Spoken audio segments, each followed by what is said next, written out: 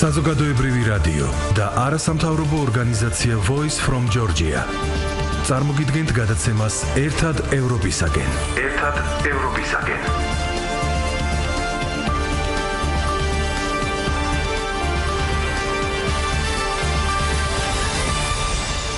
მოგესალმებით, ტრადიციულად ორშაბათია და ამჯერად დღევანდელ დღეს გადაცემას მარტო უძღვები მე ირაკლი ტაბლიაშვილი. ჩვენ ტრადიციულად საუბრობთ საქართველოს ევროატლანტიკურ ინტეგრაციაზე, მათ შორის იმ პროცესებზე, რომლებიც მიმდინარეობს საქართველოსა და ევროკავშირის შორის. ბევრი მსმენელისთვის სავარაუდოდ ცნობილია ინფორმაცია, რომ უახლოეს ხანებში, უახლოეს თვეებში ევროპის შესაბამის სტრუქტურებში კენჭს უყრიან გადაწყვეტილებას, რომლის თანახმადაც საქართველოს მოქალაქეებს მიეცემათ ევროკავშირის ქვეყნებში უფრო ზუსტად შენგენის 22 სახელმწიფოში და კიდევ 8 სახელმწიფოში უვიზოდ მოგზაურობის შესაძლებლობა. ბევრმა თქვენგანმა სავარაუდოდ იცის, ბევრმა მსმენელმა სავარაუდოდ იცის, რომ ეს არის იმგვარი ჩანაწერი, იმგვარი მექანიზმი, რომლის შედეგადაც 180 დღის განმავლობაში, ანუ ნახევარ წელიწადში, უფრო რომ გავამარტივოთ, 90 დღე შეეძლებათ მოქალაქეებს ევროკავშირის, უფრო ზუსტად შენგენის წევრ სახელმწიფოებში ყოფნა. ამ 90 დღის გამოყენება მათ შეეძლებათ როგორც ერთმანეთის მიყოლებით, ისე დანაწევრებულად, ისე ცალ-ცალკე, უბრალოდ მოქალაქეებმა კარგად უნდა განსაზღვრონ საკუთარი გრაფიკი, კარგად უნდა ჩამოაყალიბონ საკუთარი კალენდარი, რომ არ გადაუცდეთ, თქვათ ასე, შენგენის წევრ სახელმწიფოებში ყოფნის ვადა, წინააღმდეგ შემთხვევაში მათ წინააღმდეგ გარკვეული სანქციები ამოქმედება, კერძოდ უფრო ზუსტად ვთქვათ, ისინი მეორეჯერ ძნელად თუ შეძლებენ, რთულად თუ შეძლებენ მგზავრობას. ამ ხნის განმავლობაში რატო გაჭიანურდა ეს პროცესი, მნიშვნელოვანია ამის აღნიშვნაც, იმიტომ რომ თავად ევროკავშირში არ იყო ჩამოყალიბებული გადაწყვეტილება იმის თაობაზე, როგორი უნდა ყოფილიყო მესამე ქვეყნების წარმომადგენლებისათვის, რომელთა რიგში ჩვენ შევდივართ, შეჩერების მექანიზმი, უვიზო რეჟიმის შეჩერების მექანიზმი. როგორც იქნა ევროკავშირში პრინციპში შეიძლება ითქვას, რომ საბოლოოდ მოილაპარაკეს ამ მექანიზმზე და ის 4 ძირითად მე ჩამოვასახელებ და ახლა გიამბობთ ამის თაობაზე 4 კომპონენტს, 4 ძირითად კომპონენტს გულისხმობს. ეს არის თუ ქვეყნიდან საგრძნობლად გაიზარდა იმ ადამიანების რაოდენობა, ვისაც საზღვარზე ევროკავშირის სახელმწიფოში შეშვებაზე უარს ეტყვიან. აქ ნათლად უნდა ითქვას, რომ მიუხედავად იმისა, რომ ჩვენ არ ვართ საკონსულოებში, აღარ მივალთ საკონსულოებში, ჩვენ პრაქტიკულად ყველა საბუთი უნდა გქონდეს უკვე საზღვარზე, რომელიმე სახელმწიფოს საზღვარზე, როცა გადავკვეთ შენგენის ზონას. თუ უსაფუძვლოდ თავშესაფრის მაძიებელთა მიმართვიანობა საგრძნობლად გაიზრდება. ანუ თუ მოქალაქეები უბრალოდ იტყვიან, რომ ჩვენ გვინდა წასვლა, მაგრამ სინდა დარჩენა და თავშესაფარი შენგენის სახელმწიფოებში, მაგრამ ამის საფუძველი თუ არ ეკნებათ, ამ შემთხვევაში რომელიმე წევრ სახელმწიფოს შეუძლია მიმართოს ევროკავშირის შესაბამის სტრუქტურებს, რათა შეჩერდეს ამ მოქალაქეებისათვის, ამ ქვეყნის მოქალაქეებისათვის უვიზო მგზავრობა. თუ ქვეყანა ნაკლებად ითანამშრომლებს ევროკავშირთან რეადმისიის კუთხით, რეადმისიის ხელშეკრულების კუთხით, ეს წლების წინ გაფორმებულია და ჩვენ პრინციპში წარმატებული თანამშრომლობა გვაქვს რეადმისიის კუთხით ევროკავშირთან და თუ ქვეყნიდან ჩასული ადამიანები საფრთხეს შეუქმნიან ევროკავშირის კონკრეტული სახელმწიფოს საზოგადოებრივ წესრიგსა და უსაფრთხოებას.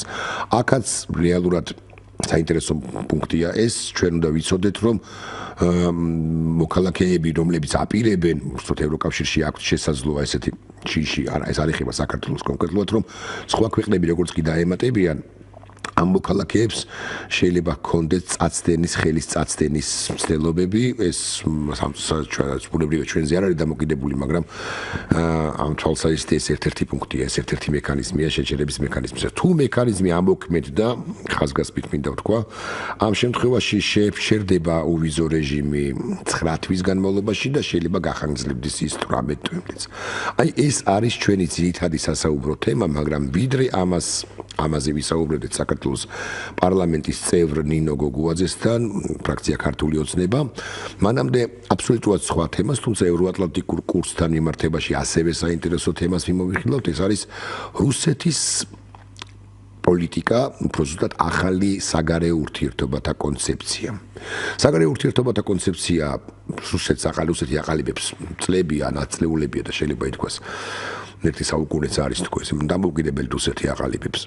კავშირის დაშლის შემდეგ პრაქტიკულად ყოველწლიურად, მაგრამ ეს კონცეფცია არ იცვლებოდა ამ ხნის განმავლობაში, მისი ძირითადი პოსტულატებად რჩებოდა. ახლა უკვე ვითარება ამგვარია, რომ ყირიმის ანექსიის შემდეგ, ანუ 2014-15 წლიდან რუსეთმა პრინციპში შეცვალა ძირითადი აქცენტები და მაგალითად ამბობს ეს კონცეფცია შემდეგს, რომ რუსული სამყარო არის ყველგან, ამას ცოტა ირონიითაც ამბობს სხვაშორის პუტინიც თავის ერთ-ერთ გამოსვლაში რუსული სამყარო არის ყველგან, სადაც მას რუსეთი დაინახავს. ეს საკითხი, კონცეფცია არის ჩვენი ერთ-ერთი თემა, პირველი თემა ვთქვათ ასე და ჩვენ გვეყოლება ხაზზე ექსპერტი ზურა აგლაძე, რომელთან ერთადაც მიმოვიხილავთ ამ კონცეფციას, რამდენადაც მე ვხვდები ის უკვე ხაზზეა. ბატონო ზურა, მოგესალმებით ბატონო ზურა. მოგესალმებით ირაკლი, მივესალმებით ჩვენ რადიოს მსმენელებს. მე დავაანონსე და ამ პირველ თემას თქვენთან არ მიმოვიხილავ, თუმცა რატომაც არა, მეორე მხრივ იქნება თქვენს თქვათ ორიოდე სიტყვა უვიზო რეჟიმის პერსპექტივაზე ევროკავშირთან, თუმცა მთავარი სასაუბრო თქვენთან არის რუსეთის ახალი საგარეო კონცეფცია, ახალი თქო ვამბობ, მაგრამ პოსტულატების თვალსაჩინო პრინციპში ისეთი მარადიული, რომელშიც რუსეთი თავის რევიზიონისტულ პოლიტიკაზე უარს არც ამბობს. თქვენი კომენტარი ხო არ გაცნობი ხართ პირველ რიგში და თუ გაეცანით, რაზე მეტყველებს, რას მიანიშნებს ცივილიზებულ სამყაროს რუსეთის ეს კონცეფცია, საგარეო ურთიერთობათა კონცეფცია. დავიწყოთ იქიდან, რაც შეეხება ხა რუსეთის საგარეო პოლიტიკის კონცეფციას, რა თქმა უნდა გავეცანით, თუმცა უნდა აღვნიშნოთ, რომ როდესაც რუსეთს საუბრობთ ვალდებულებებს, დოკუმენტებს, გაცხადებულ რაღაც პოსტულატებს არც თუ ისე დიდი მნიშვნელობა არ აქვს რუსეთზე საუბრის დროს, იმიტომ რომ როგორც წესი ისინი არ არიან თანამდებობები და ისინი არ ცდილობენ დაისვან საერთაშორისო სისტემის ჩარჩოები, ესე რომ ვთქვათ, და საერთაშორისო სისტემის თანამედროვე საერთაშორისო სისტემის კანონები და რეგულაციები. ამიტომ იმაზე საუბარი თუ რას წარმოადგენს რუსეთის საგარეო პოლიტიკის ახალი კონცეფცია, ძნელია ამაზე, იმიტომ თუ ავიღებთ რუსეთის პოლიტიკას ამჟამინდელს ბოლო 2000 წლიდან მოყოლებული, როდესაც პუტინი მოვიდა ხელისუფლებაში, რუსეთის პოლიტიკას ახასიათებს ის, რომ ეს ადამიანი და მისი ვერტიკალი, რაც მან ჩამოაყალიბა, ერთდროულად იღებენ გადაწყვეტილებებს და მოდით ესე ვთქვათ, შემთხვევაში შესაძლებელია, რომ რაღაც თანმიმდევრულ ნაბიჯებს დრავდნენ ისინი საგარეო პოლიტიკაში. თუმცა მაინც ვფიქრობ, რომ ეს ქაოტურია და ეს იმასთან არის დაკავშირებული, რომ რუსეთი დიდი სახელმწიფოა, დიდი ქვეყანა არის, მაგრამ ის არასდროს არ ყოფილა ძლიერი სახელმწიფო, მას არ აქვს ძლიერი ინსტიტუტები და ეს ინსტიტუტები არ ფუნქციონირებენ სრულად და არ ასრულებენ თავის. ბატონო ზურაბ, რამდენად იზიარებთ მე და გიორგი ცხიტავას თქვენ მოგეხსენებათ, გვაქვს ტელეპროექტიც ამავე საზოგადოებრივ მაუწყებელზე, რომელსაც ჰქვია ვექტორი და ყოველ ხუთშაბათს ცოტა პატარა რეკლამაც გამომივიდა, გადის ის საზოგადოებრივი მაუწყებლის ეთერში, სატელევიზიო ეთერში. რამდენად იზიარებთ ჩვენი ერთ-ერთი ბოლო რესპონდენტის მოსაზრებას იმის თაობაზე და დავასახელებ ამ რესპონდენტს, ეს არის ედუარდ ლუკასი, ჟურნალ ეკონომისტის საერთაშორისო პოლიტიკის რედაქტორი, რომელიც ამბობს დაახლოებით შემდეგს, რომ რუსეთი არის სუსტი და მისი ეს აგრესიული პოლიტიკა, ან რევანშისტული პოლიტიკა მეტყველებს არა სიძლიერეზე, როგორც ეს ხშირად გვეჩვენება ხოლმე ჩვენ, არამედ სწორედ მის სისუსტეზე და მისი არ მინდა ხსნა დაშლა ვიხმარო, იმიტომ რომ ბევრს შესაძლოა ამზნა, ბევრი შესაძლოა ამზნა გააღიზიანოს, მაგრამ მისი ეს დასუსტების ან სისუსტის წარმოჩენა მხოლოდ დროის საქმეა. დღეს კუნთებზე თამაში ან რაღაც კუნთებზე ყურება, ხო, ეს მხოლოდ და მხოლოდ გარეგნული იერსახეა რუსეთისა. აბსოლუტურად ვიზიარებ და ზუსტად მაგითგან მიმყავდა ჩემი საუბარი, რომ ის არის დიდი სახელმწიფო, დიდი ქვეყანა, მაგრამ ის არ არის ძლიერი სახელმწიფო, ის არის სუსტი სახელმწიფო, რომელსაც აქვს სუსტი ინსტიტუტები საკმაოდ და ამას ემატება ის, რომ მათ ვერ მოძებნეს დღემდე სწორი სოციალური ეკონომიკური მოდელი, რომელიც რუსებს სჭირდება, დამყარებულია ის ვერტიკალზე და ზუსტად აქედან გამომდინარეობს მათი საგარეო პოლიტიკა, რომელიც დამახასიათებელია, მოდით ესე ვთქვათ, არარაციონალიზმით, არათავმიმდევრულობით, ზუსტად იქიდან გამომდინარე რომ ის არის სუსტი, ის ვერ აყვება დასავლეთის თამაში, იმიტომ რომ ნებისმიერ თამაში ის რო აყვეს დასავლეთ ის ააგებს, მაინც. ბატონ ზურაბ, თუმცა მაინც შეგაწყვეტილებთ და მაინც ამგვარად მოვატრიალებ, ასე ვთქვათ, ჩემს კითხვას. არც თუ ცოტა ადამიანი იმავე დასავლეთში ვარაუდობს ან ფიქრობს, გამოთქვამს ამგვარ ვარაუდს, რომ რუსეთისთვის თამასა, როგორც ასეთი, საკმაოდ დაწეულია. კერძოდ, აქ როცა ამას ახსენებენ, ხოლმე უფრო მიანიშნებენ ბირთვულ საფრთხეზე.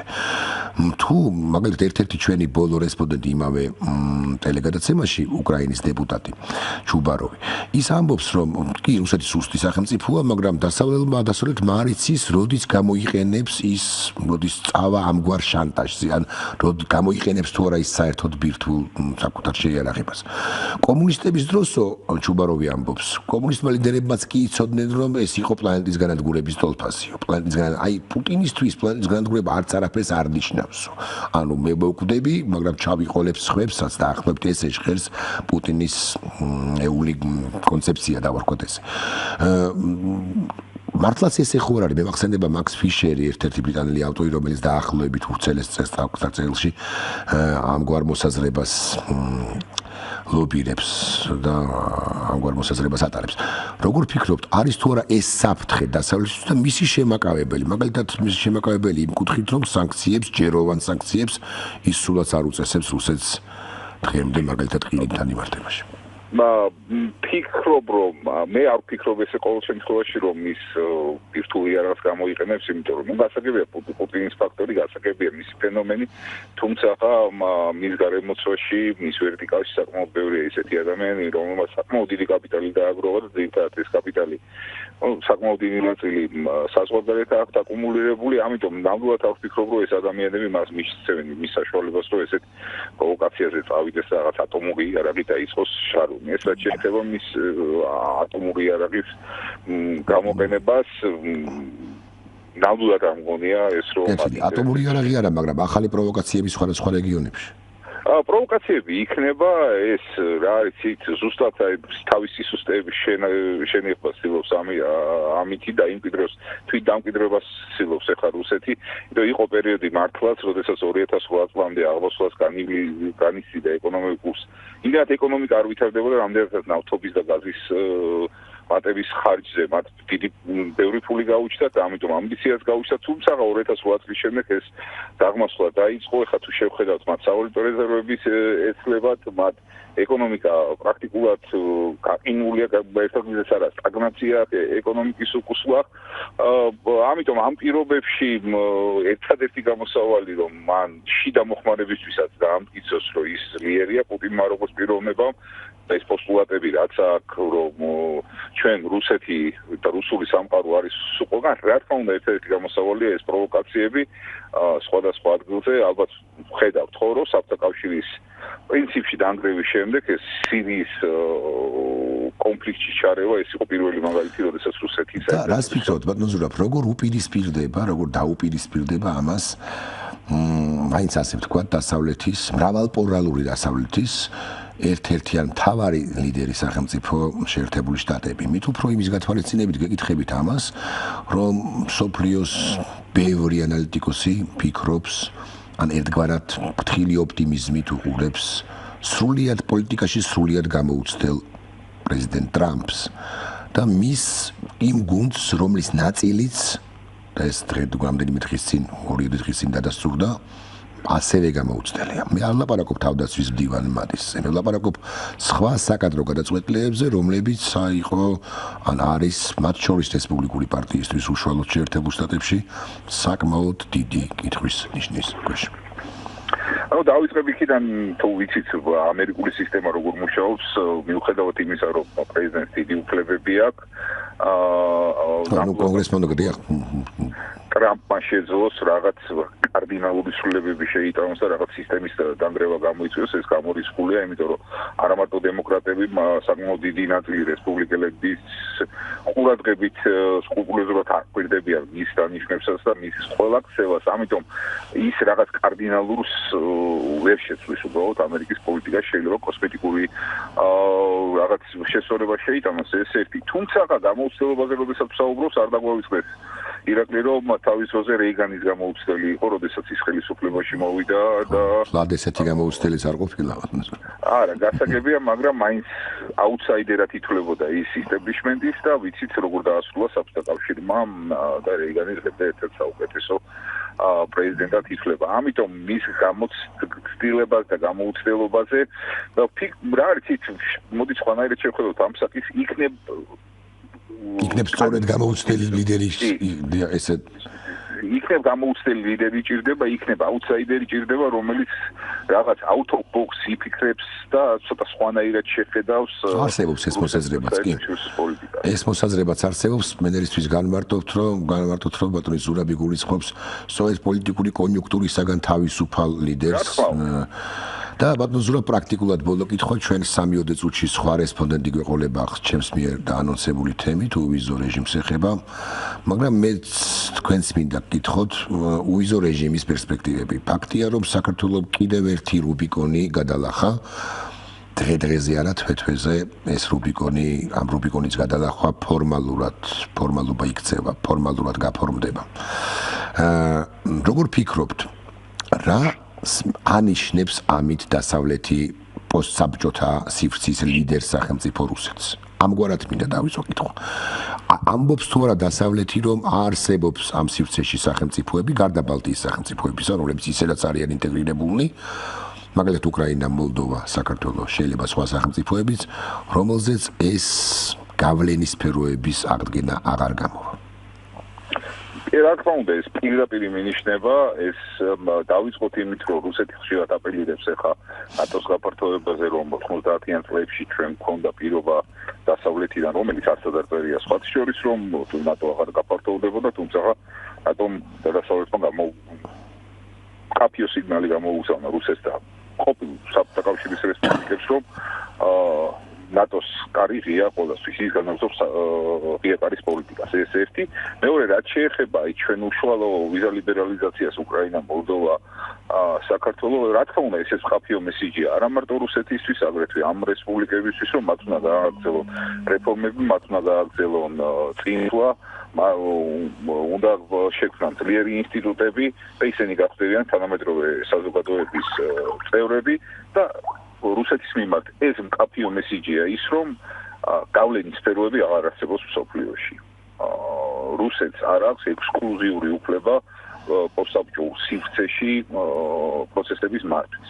ეს ერთი და მეორე ალბათ წინა კითხვასაც ეხება და ამ კითხვასაც ალბათ წაიკითხავთ, როდესაც თავდაცვის ბიუჯეტი მიიღო ხა კონგრესმა, ამერიკის კონგრესმა, იქ 70 მილიარდი არის აკუმულირებული გაზრდილია და კონგრესმა მოუწოდა მთავრობას და მოუწოდა ყველა შემოღა სტრუქტურებს, რომ გააძლიერონ ბრძოლა რუსეთის გავლენის წინააღმდეგ და პოლიტიკურ პროცესებში ჩარევის წინააღმდეგ სხვადასხვა სახელმწიფოებში.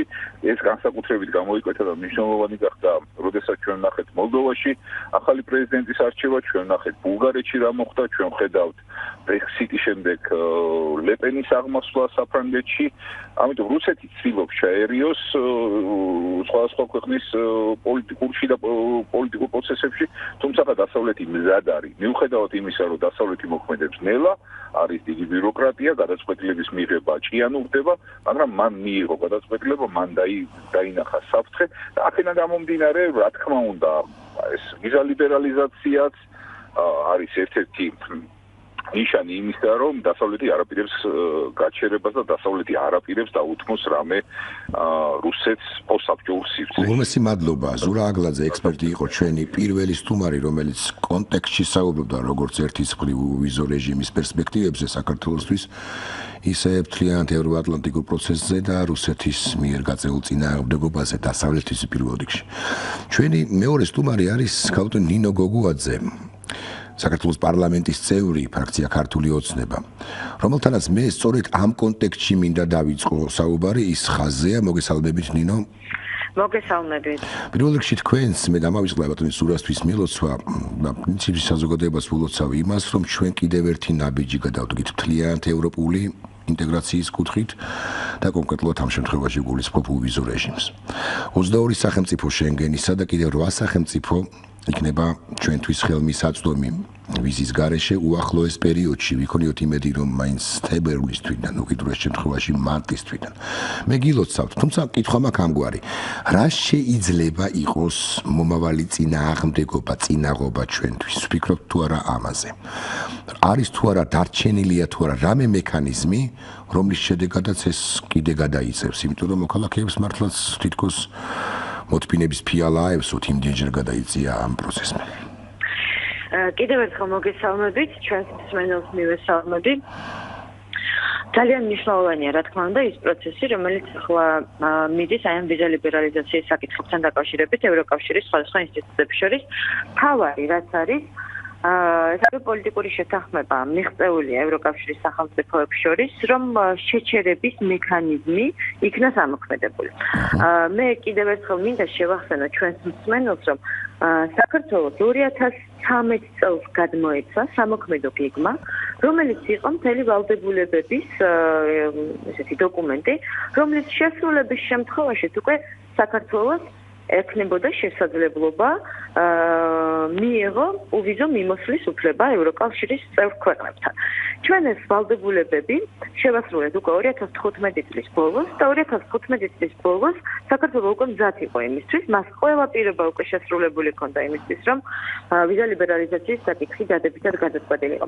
თუმცა მოგეხსენებათ თქვენ აი ევროპაში ბოლო პერიოდში მიმდინარე პროცესები, რაც უსაფრთხოების საკითხებთან იყო დაკავშირებული ევროპის ქვეყნებში, რაც იყო აი ამ დევნილთა ნაკადის შედინებასთან დაკავშირებით ევროკავშირის ქვეყნებში და აი ამ საკითხებმა ევროკავშირის დღის წესრიგში დასვა ვიზების შეჩერების მექანიზმის მიღების საკითხი.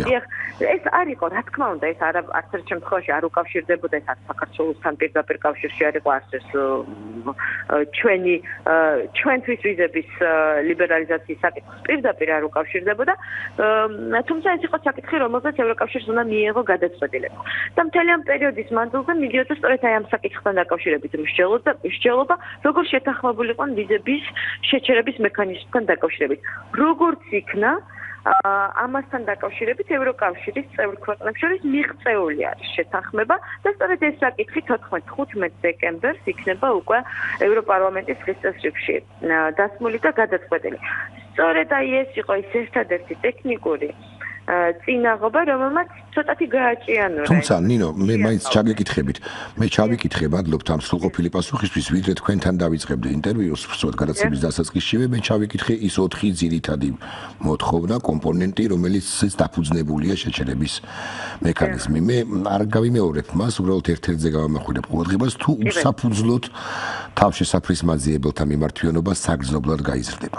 მოქალაქეთა გარკვეულ ნაწილს აქვს ესეთი მოლოდინი ჩვენთან სკეპტიკოსებს თქვი ესე ვიტყვი, რომ საქართველოს ბევრი მოქალაქე მიაწყდება, თუმცა სტატისტიკა ამაზე ან დინამიკა უფრო ზუსტად ამაზე სულაც არ ლაპარაკობს, ამაზე სულაც არ მიგვანიშნებს. თქვენ როგორ ფიქრობთ, არის თუ არა სოციალური ვითარების გათვალისწინებითაც პირველ რიგში, არის თუ არა ეს მოლოდინი, რომ ბევრი მოქალაქე მოითხოვოს თავშესაფარი ევროკავშირში? იცით რა, ესეთი კარგი საკითხი არის, ეს ისეთი თემა არის, რომელიც ჩვენ ძალიან კარგად უნდა ავხსნათ საზოგადოებაში და ჩვენმა მოქალაქეებმა ძალიან კარგად უნდა იცოდნენ, რა არის ვიზა ლიბერალიზაცია და რას ნიშნავს თავისუფალი მიმოსვლა ევროკავშირის წევრ ქვეყნებში. ეს ნიშნავს კონკრეტული ვადით, კერძოდ 91 წრით ევროკავშირის წევრ ქვეყნებში გასვლის შესაძლებლობა. 180 დღეში დავაზუსტოთ დიახ. დიახ, 90. დიახ. ეს არის შესაძლებლობა, მაგალითად ვიტყვით, რომ სტუდენტებმა შეძლონ სწავლასთან დაკავშირებულ საკითხებზე უვიზოდ გადაადგილება ევროკავშირის წევრ ქვეყანაში. მაგალითად, მშობლებმა შეძლონ თავიანთი შვილების მონახულება, რომლებიც იქ ცხოვრობენ, სწავლობენ. ან შვილებმა თუ მათი მშობლები იქ მუშაობენ. ასევე იმ შემთხვევაში, როდესაც რაღაც კონკრეტული საქმიანი შეხვედრები არის დაგეგმილი და საქართველოს მოქალაქეებს უწევთ ევროპის ქვეყნებში გამგზავრება. ეს არის აი ესეთი საკითხები, როდესაც საქართველოს მოქალაქეებს აქვს შესაძლებლობა ყოველგვარი აი ამ ვიზების გარეშე კონკრეტული მიზნით, კონკრეტული საჭიროებით ევროპის ქვეყნებში ჩავიდნენ.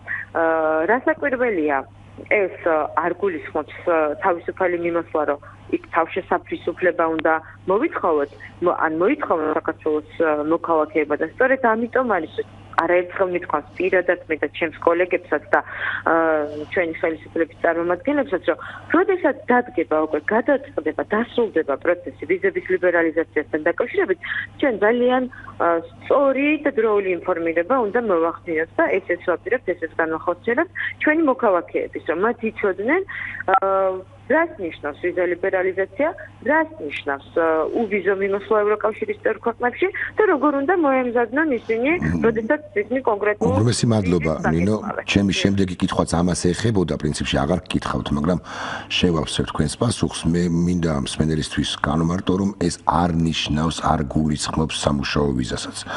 ნუ არავის არ უნდა ჰქონდეს მოლოდინი, რომ ყოველ შემთხვევაში განვითარების ამ ეტაპზე ჩვენ ლეგალური მუშაობის უფლება გვექნება შენგენის წევრ სახელმწიფოებში და ნინო, ეხლა ამ ჩემი რეპლიკის შემდეგ პრაქტიკულად ბოლოს წინა კითხვა.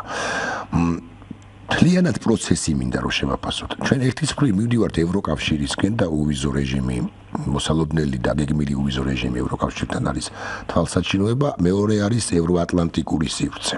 ეს არის მაინც ჩვენი ინტეგრაციის პროცესი ნატოსთან. ამ ხრივ თუ გვაქვს ჩვენ დამე პროგრესი. ცნობილია რომ პრინციპში 2017 წლის ნატოს სამიტი ესეთი განსაკუთრებული არ იქნება თუ არ მივიღებთ ბატონი სტოლტენბერგის განცხადებას იმის რაობაზე მხედველობაში რომ ეს იქნება გაცნობითი ეს სამიტი და გაიცნობენ პრეზიდენტ ტრამპს.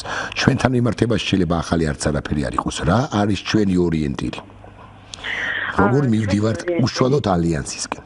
საქართველოს პარლამენტის წევრი ნინო გოგუაძე. ჩვენი ორიენტირი და ჩვენი საგარეო პოლიტიკის ძირითადი პრიორიტეტები ეს საჯაროდ გაცხადებული არის და რა თქმა უნდა კიდევ ერთხელ გავიმეორებ და ძალიან გავიმეორებ, ეს არის დასავლურ სტრუქტურებში ინტეგრაცია, ეს არის ევრო და ევროატლანტიკურ სტრუქტურებში ინტეგრაცია და ამისთვის როგორც ჩვენი ხელისუფლება, ასევე მთელი ჩვენი საზოგადოება ჩართული არის ამ პროცესში და ეს არის არა ხელისუფლების და ხელისუფლებაში მყოფი ძალის არჩევანი, ეს არის მხოლოდ ეს არის რა თქმა უნდა მთელი საზოგადოების არჩევანი, ამიტომაც არის რომ ის პროცესები, რაც მიმდინარეობს ქვეყანაში, არის ძალიან თანმიმდევრული და ძალიან სწორი. ჩვენ როდესაც საუბრობდით, მე ძალიან მოკლედ მინდა ეს შევაჯამოთ, ის რაც პროგრესი გვაქვს ჩვენ დასავლეთთან ურთიერთობაში, თუნდაც ვიზა ლიბერალიზაციასთან დაკავშირებული საკითხები, თუნდაც ასოცირების ხელშეკრულების ხელმოწერა, თუნდაც ის რომ ჩვენ გვაქვს ევროკავშირის წევრებთან, ევროკავშირთან თავისუფალი ვაჭრობის შესაძლებლობა, ეს ყველაფერი რასაკვირველია არის ძალიან ადეკვატური პასუხი ჩვენი დასავლელი პარტნიორების იმ პროცესებისადმი, რაც ქვეყანაში ხორციელდება და გულისხმობ იმ დემოკრატიული განვითარების პროცესებს, რომელიც ქვეყანაში მიმდინარეობს ბოლო წლების განმავლობაში, რომელშიც ჩართული არის მთლიანად სრულად საქართველოს მოსახლეობა და რომელშიც პირველ რიგში ეს არის ჩვენი მოქალაქეების დამსახურება და ის გადაწყვეტილებებით, რასაც ჩვენი პარტნიორები, ის მხარდაჭერა, რასაც ისინი გამოხატავენ ჩვენს მიმართ, თუნდაც ნატოსთან, აი ამ ალიანსთან ჩვენი ურთიერთობის და ურთიერთობების გაღრმავების თვალსაზრისით, ევროკავშირთან ურთიერთობების გაღრმავების თვალსაზრისით და ვიზა ლიბერალიზაციის საკითხით ერთ-ერთი მნიშვნელოვანი კომპონენტი არის ამისი. სწორედ არის ჩვენს მიმართ გამოხატული, რა თქმა უნდა, ძალიან დიდი ნდობა და ამიტომაც მთავარი არის, რომ საქართველოს აი ეს დემოკრატიული განვითარების პროცესები და დასავლეთის სულა, ასე თანმიმდევრულად გეთახმებით, ხალხო, მე დაგპირდით რომ ეს იყო ბოლოს წინა და მართლაც ბოლოს წინა გამომდის, როგორც ჩანს და მე მომიტევებ თუ კრიტიკული იქნება ჩემი კითხვა, კრიტიკული ან განსხვავებული. მე გეთახმებით და მე პრინციპში იმავე აზრისა ვარ, რომ ეს არის მთლიანად საზოგადოების არჩევანი. წლების წინ, არათუ აღარ გულისხმობ წლების წინ გააკეთა ქართულმა საზოგადოებამ არჩევანი დასავლურ სივრცეში ინტეგრაციის სასარგებლოდ, მაგრამ მეორე მხრივ ამ საზოგადოების ლიდერი ყოველ 4 წელიწადში ერთხელ არის ხელისუფლება. ამ შემთხვევაში ხელისუფლებას წარმოადგენთ თქვენ. ლარის ეხლა უცნაური კითხვა უნდა ვსვა. ლარის დევალვაციის განსხვავებით ბევრი იმ სახელმწიფო უწყების ბიუჯეტი მცირდება დოლარში თუ ავიღებთ.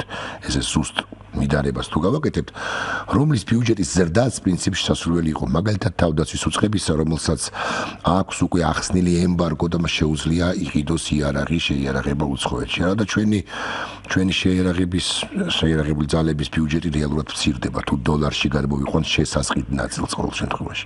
როგორ ფიქრობთ, ამ შემთხვევაში პარლამენტი ცოტა უფრო კრიტიკული ხوار უნდა იყოს მაგალითად წარმოდგენილი ბიუჯეტის მიმართ? ხომ არ ფიქრობთ, რომ ისეთი საჭიროებები, როგორიც არის თქვათ, ჰიბრიდულობთან გამკლავება, საინფორმაციო კამპანიები, ის რბილი თუ უხეში ძალა, რომელსაც უპირისპირებს რუსეთი, ამის მიმართ ცოტა უფრო მეტი რესურსის დახარჯვა სჭირდება სახელმწიფოს.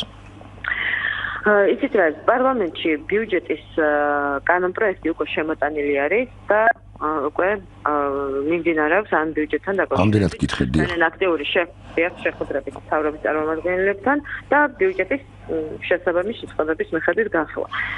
ბიუჯეტის რამდენიმე მთავარი პრიორიტეტი ეს არის, რამდენიმე მთავარი საკითხი ეს არის ეკონომიკური განვითარება, რა თქმა უნდა, განათლების სისტემის სრულყოფა და განვითარება და ჩვენი მოქალაქეების სოციალური დაცვა.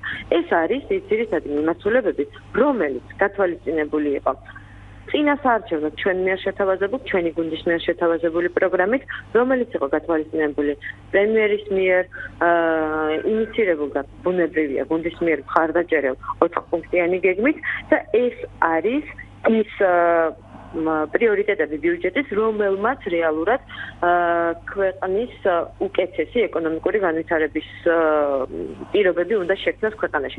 ამიტომ მე ვფიქრობ, რომ ამ მიმართულებით აუცილებლად იქნება ჩემი მხრიდან აი ამ ბიუჯეტის მხარდაჭერა, იმიტომ რომ ნამდვილად ვფიქრობ, რომ ეკონომიკური განვითარება, განათლების სისტემის რეფორმა და სოციალური საკითხები არის აი ყველაზე მნიშვნელოვანი საკითხები, რომლის განვითარებას, რომელზეც მუშაობთ და ნამდვილად ჭირდება ქვეყანას. ამიტომ ეს ძალიან მნიშვნელოვანი საკითხებია, რომელიც ბიუჯეტის პრიორიტეტია.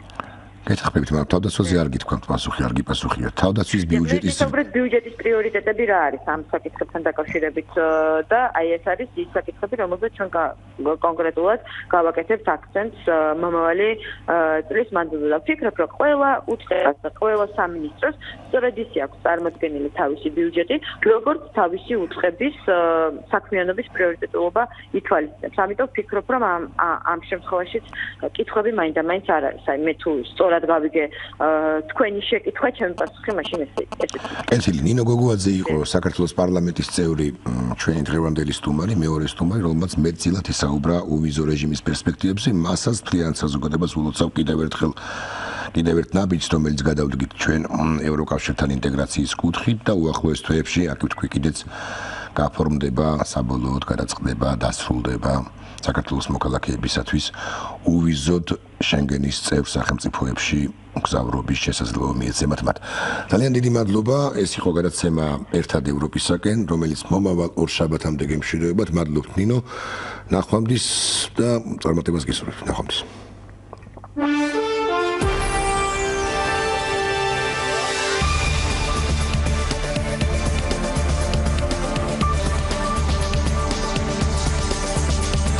საზოგადოებრივი რადიო და არასამთავრობო ორგანიზაცია Voice from Georgia. წარმოგიდგენთ გადაცემას ერთად ევროპისაკენ. ერთად ევროპისაკენ.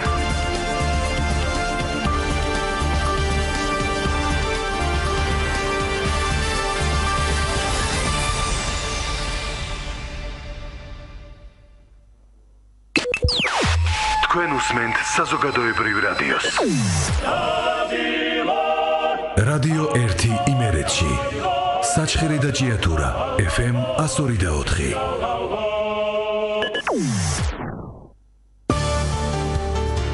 განსხვავებული აზრი. ცნობილი ადამიანების ჟურნალისტური დებიუტი, ნაცნობი პრობლემები და განსხვავებული ხედვა. ჩაერთე დისკუსიაში სტუმართან და სტუმრებთან ერთად. სამშაბათს 4-დან 5-მდე. საზოგადოებრივი რადიო 1 ღია განსხვავებული აზრისთვის.